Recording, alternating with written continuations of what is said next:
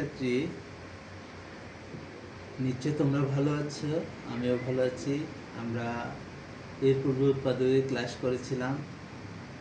তোমাদের কেমন লেগেছে হয়তো জানি না। যদি ভালো লাগে থাকে তাহলে আমাদের কমেন্ট বক্সে কমেন্ট করে জানাবে, আর যদি বুঝতে সমস্যা হয় তাও লিখে জানাবে। আজকে আমরা বর্গ নিয়ে আলোচনা করব। বর্গ হচ্ছে স্কোয়ার পাওয়ার 2। তাহলে এই কাজগুলো করতে হলে আমাদের প্রথমত সূত্র জানতে হবে। আমরা সূত্র 1 নম্বর নিয়ে আলোচনা করব। a plus b whole square equal to a square plus 2ab plus b square। 2 নম্বর সূত্র a minus b whole square equal to a square minus 2ab plus b square। তাহলে এই দুটো সূত্র আমরা ভালো জানবো। আজকে আমরা এই দুটো সূত্রের মধ্যে প্রথম সূত্র দিয়ে আমরা কাজ শুরু করব। আমাদের আজকের প্রশ্ন হচ্ছে যে a plus b এর বর্গ করো। তাহলে আমরা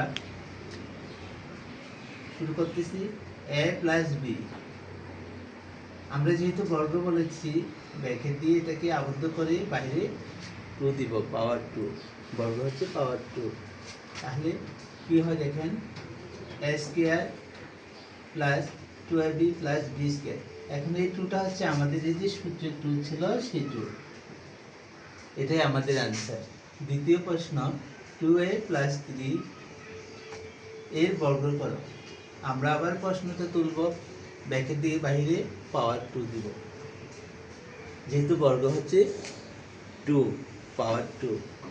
এখন দেখেন এই যে 2a হচ্ছে যে আমাদের a, আমরা ওটা a ধরব, 3 কে আমরা b ধরব। এরপর আমরা সূত্র প্রয়োগ করব। আমাদের সূত্রে কি আছে, a স্কয়ার। a স্কয়ার বলতে আমরা 2a কে বলবো,